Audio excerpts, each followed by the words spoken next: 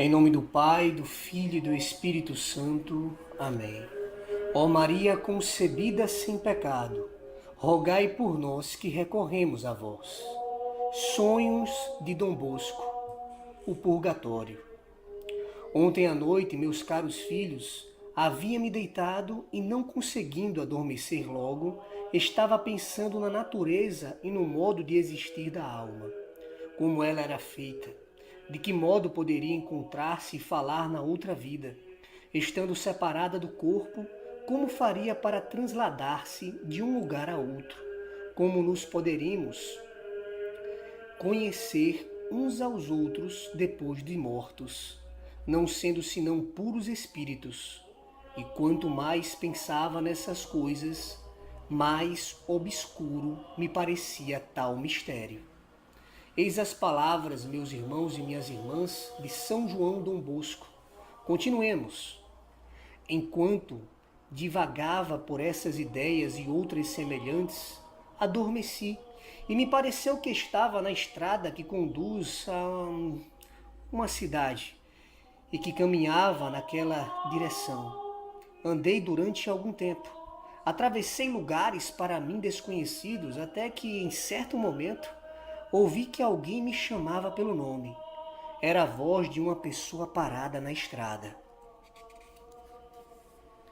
Vem comigo, disse, e poderás ver logo o que desejas.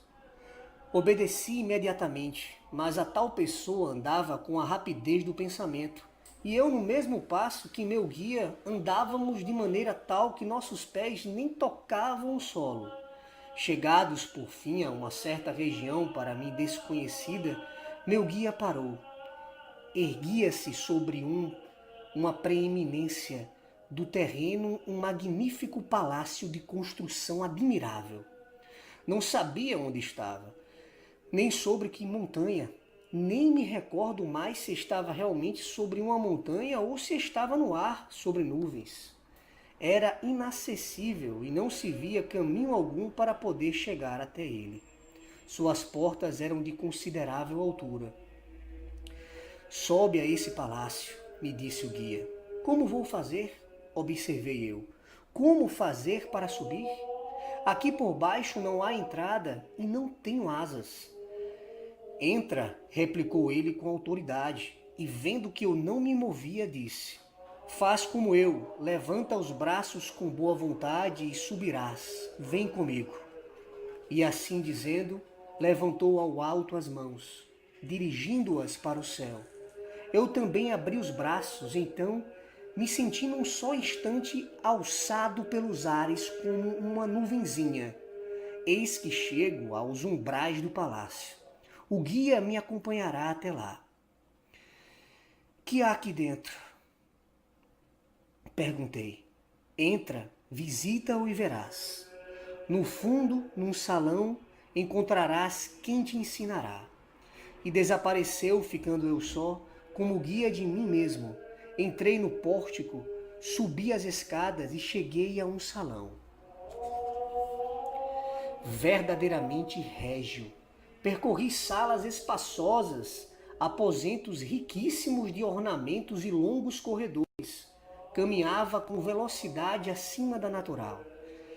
Cada sala brilhava com magnificência de tesouros espantosos, e naquela velocidade percorri tantos aposentos que me foi impossível contá-los.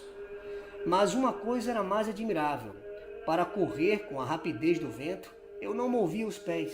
Suspenso no ar com as pernas juntas, deslizava sem esforço como sobre um cristal, mas sem tocar o pavimento. Passando assim de um aposento a outro, vi finalmente no fundo de um corredor uma porta. Entrei e me encontrei num salão grande que superava em magnificência a todos os demais. No fundo dele, sobre uma cadeira de espaldar alto, avistei um bispo, majestosamente sentado, em posição de quem se prepara para dar audiência. Aproximei-me com respeito e fiquei admiradíssimo por reconhecer naquele prelado um íntimo amigo meu. Era Dom ... e disse o nome. bispo de ... Falecido havia 2 anos. Parecia nada sofrer. Seu aspecto era radiante, afetuoso e de tão grande beleza que nem sequer poderia exprimir. Ó, senhor bispo, vós por aqui? Perguntei com grande alegria. Não me vê? Respondeu o bispo. Mas como isso? Ainda estás vivo? Não morrestes? Sim, morri. Se morrestes, como é que estás sentado aqui tão radiante e satisfeito? Se ainda estás vivo, por caridade, esclarecei-me na diocese de... Haja um outro bispo, Dom... Em vosso lugar, como é que se esclarece essa confusão? Esteja tranquilo, não se preocupe que já estou morto. Ainda bem que já está um outro em vosso lugar. Sei disso. E o senhor Dom Bosco está vivo ou está morto? Eu estou vivo. Não vedes que estou aqui em corpo e alma? Aqui não se pode vir com corpo, mas sem embargo aqui estou. É o que lhe parece, mas não é assim. Eu me apressava em falar-lhe, fazendo perguntas e mais perguntas sem receber resposta alguma. Como pode ser que eu, que estou vivo, esteja aqui convosco, senhor bispo, que já morrestes? Tinha medo de que o bispo desaparecesse, pelo que lhe roguei, senhor bispo, por caridade, não me deixeis. Necessito saber muitas coisas. Dizei-me, senhor bispo, salvaste vossa alma? O bispo, vendo-me tão ansioso, disse: Não se aflija tanto e fique calmo, que não fugirei. Pode falar. Dize-me, senhor bispo, estás salvo? Olhe-me, observe como estou robusto, cheio de louçania e brilho. Seu aspecto me dava realmente a certeza de que estava salvo, mas não me contentando com essa impressão, repliquei: Dizei-me se estás salvo, sim ou não. Sim, estou em lugar de salvação. Mas já estás no paraíso, gozando do Senhor, ou no purgatório? Estou em um lugar de salvação, mas a Deus ainda não vi e ainda necessito de que reze por mim. E quanto tempo ainda devereis estar no purgatório? Olhe aqui e leia, disse, apresentando-me uma folha de papel. Tomei na mão um papel, observei atentamente, mas nada vendo escrito, disse-lhe: Não, nada vejo. Veja bem o que nele está escrito e leia. Já olhei com atenção e eu estou olhando novamente, mas nada posso ler porque nada há escrito aqui. Veja com mais atenção. Vejo um papel com floreados vermelhos, azuis, verdes, cor de violeta, mas não encontro letra alguma. São algarismos. Não vejo letras nem números. O bispo olhou o papel que eu tinha nas mãos e disse: Já sei porque não o senhor vê nada. Vire o papel ao contrário. Examinei a folha com maior atenção. Virei-a de todos os lados, mas nem de um lado nem de outro nada consegui ler. Somente me pareceu ver, entre uma infinidade de traços e desenhos, o número 2. O senhor Dom Bosco sabe por que é necessário ler ao contrário? Continuou o bispo. É porque os juízos do Senhor são completamente distintos dos do mundo. O que os homens julgam por sabedoria é tolice aos olhos de Deus.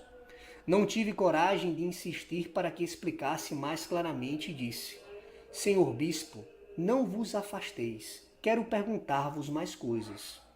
Pois pergunte, que lhe escuto. Eu me salvarei? Deve ter esperança nisso. Não me façais sofrer, dizei-me logo se me salvarei. Não sei. Pelo menos dizei-me se estou na graça de Deus. Não sei. E meus meninos salvar-se-ão? Não sei. Mas, por favor, dizei-me, estou implorando. O senhor estudou teologia e, portanto, pode saber. Pode dar-se a resposta a si mesmo. Mas como? Estás em um lugar de salvação e ignorais essas coisas? O Senhor as dá a conhecer a quem quer, e quando quer que elas sejam comunicadas, dá ordem e permissão para tal. A não ser assim, ninguém pode comunicá-lo aos que ainda vivem. Eu me achava nervoso, na impaciência de fazer mais perguntas, e as fazia apressadamente com o temor de que o senhor bispo se retirasse. Dizei-me algo para dizer de vossa parte aos meus meninos. O senhor sabe tanto quanto eu o que devem fazer. Tendes a igreja, o evangelho e as outras escrituras que tudo vos dizem. Diga-lhes que salvem suas almas, pois tudo mais de nada serve. Já sabemos que devemos salvar a alma, mas que devemos fazer para salvá-la? Dê-me alguma recomendação especial para poder salvá-la e que nos faça recordar de vós. Eu repetirei aos meus rapazes em vosso nome. Diga-lhes que sejam bons e sejam obedientes. Quem é que não sabe essas coisas? Diga-lhes que sejam puros e que rezem, mas explicai-vos em termos mais concretos. Diga-lhes que se confessem com frequência e façam boas confissões. Alguma outra coisa ainda mais concreta? Direi já que quer. Diga-lhes que tem diante dos olhos uma neblina e que quando alguém chega a vê-la já está muito adiantada. Que afastem essa neblina, como se lê nos Salmos. Nuvem dissipa. Que neblina é essa? São todas as coisas mundanas que impedem de ver as coisas celestiais como de fato são. E que devem fazer para afastar essa neblina? Considerem o mundo exatamente como ele é. Mundus totus in maligno positos es. O mundo está todo posto no maligno, e então salvarão a alma. Que não se deixem enganar pelas aparências do mundo. Os jovens creem que os prazeres, as alegrias, as amizades do mundo podem fazê-los felizes e, portanto, não esperam senão o momento de poder gozar desses prazeres.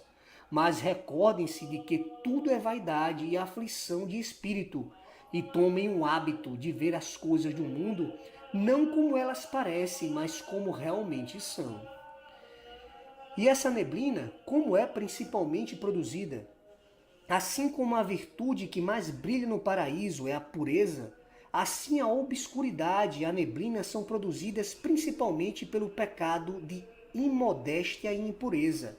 É como uma negra nuvem densíssima que toda a visão e impede os jovens de verem o precipício rumo ao qual caminham. Diga-lhes, portanto, que conservem zelosamente a virtude da pureza, porque os que a possuem, floribuntum secut lilium in civitate Dei, florescerão como o lírio na cidade de Deus. E o que se requer para conservar a pureza? Dizei-me, e eu direi aos meus caros jovens de vossa parte: recolhimento, obediência, fuga do ócio e oração. E que mais? Oração, fuga do ócio, obediência e recolhimento. Nada mais? Obediência, recolhimento, oração e fuga do ócio. Recomende-lhes estas coisas, que elas são suficientes. Teria querido perguntar-lhe muitas coisas mais, porém não me vinha à lembrança. Assim é que, mal o bispo terminou de falar, impaciente para vos transmitir aqueles avisos, deixei apressadamente o salão e corri para o oratório. Voava com a rapidez do vento e num instante encontrei-me na porta de casa.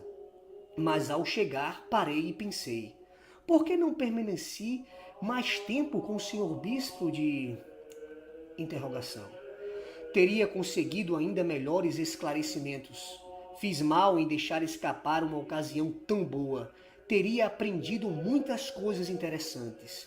E imediatamente voltei atrás com a mesma rapidez com que tinha vindo. Temeroso de não mais encontrar o senhor bispo, entrei novamente no palácio e no salão. Mas que mudança se havia operado em poucos instantes. O bispo, pálido como cera, estava estendido sobre um leito e parecia um cadáver. Em seus olhos brilhavam ainda suas últimas lágrimas. Estava em agonia, só pelo ligeiro movimento do peito produzido pelos últimos alentos. Se deduzia que ainda estava vivo. Aproximei-me com grande preocupação e perguntei: Senhor bispo, que vos aconteceu? Deixe-me, respondeu com um gemido. Teria ainda muitas coisas que vos perguntar. Deixe-me só. Sofro imensamente. Que posso fazer por vós? Reze e deixe-me ir embora. Para onde? Para onde me conduz a mão onipotente de Deus. Mas, senhor bispo, rogo-vos que me digais o local. Sofro imensamente. Deixe-me, eu repetia. Mas ao menos dizei-me que posso fazer por vós. Reze por mim. Uma só palavra, tendes algum encargo que eu possa fazer-vos no mundo? Não quereis dizer nada para vosso sucessor? Vá ao atual bispo e diga-lhe, de minha parte, tal e tal coisa. As coisas que me disse não vos interessam, queridos jovens, e por isso as omito. O bispo acrescentou: diga também a tais e tais pessoas tais e tais coisas secretas. Também sobre esses recados, Dom Bosco se calou, mas tanto as primeiras quanto as segundas parece que se referem a avisos e remédios com respeito à sua antiga diocese.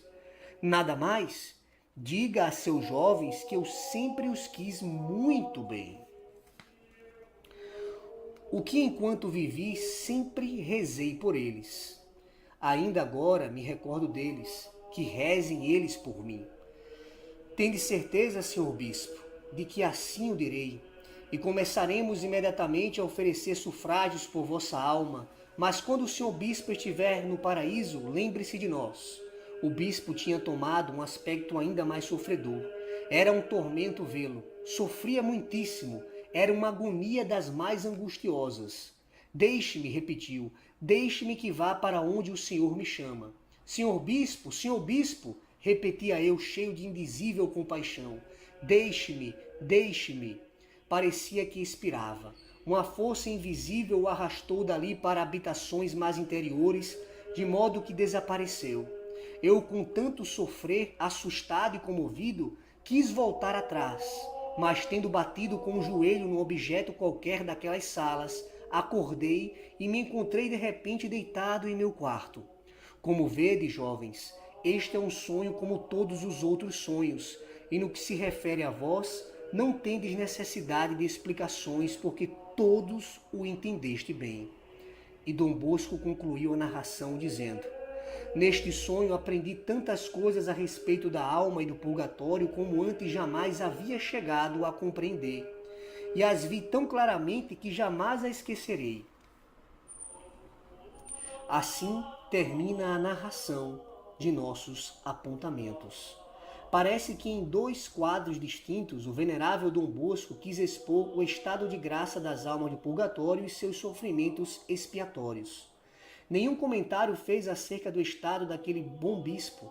Sabe-se, aliás, por revelações digníssimas de fé e pelo testemunho dos santos padres, que pessoas de santidade consumada, lírios de virginal pureza, carregados de méritos, realizadores de milagres que nós hoje veneramos nos altares, por defeitos ligeiríssimos deveram permanecer um tempo até prolongado no purgatório. A justiça divina quer que, antes de entrar no céu, cada um pague até a última parcela de suas dívidas. Nós que escrevemos isto, tendo perguntado algum tempo depois a Dom Bosco se havia executado os encargos recebidos daquele prelado, com a confiança com que nos honrava, respondeu-nos: sim, executei fielmente o que me recomendou. Observaremos também que as pessoas que transcreveu o sonho omitiam uma circunstância que nós recordamos, talvez porque então não entendia seu sentido e importância. Dom Bosco havia perguntado a certa altura quanto tempo ainda viveria, e o bispo lhe havia apresentado um papel cheio de rabiscos entrecruzados parecidos com o número 8, mas sem dar explicação alguma deste mistério. Indicaria o ano de 1888? Meus irmãos e minhas irmãs, aqui acaba a narrativa dos sonhos de Dom Bosco referente ao purgatório. Se vocês ainda não conhecem os sonhos de Dom Bosco referente ao céu e ao inferno, vejam também no meu canal, que aqui está postado. Que a paz de Jesus, o amor de Maria e a intercessão de São João Dom Bosco estejam com cada um de vocês. Em nome do Pai, do Filho e do Espírito Santo. Amém. Não esqueçam também, meus irmãos, de sempre rezarem pelas almas do purgatório. O terço que tem no canal também, que se vincula a grandes graças para as almas do purgatório, a aspersão da água benta, o poder que a água benta tem diante das almas do purgatório, oferecendo água benta por elas, bem como colocar o nome dos entes queridos e oferecer também as santas missas pelas almas do purgatório. Amém.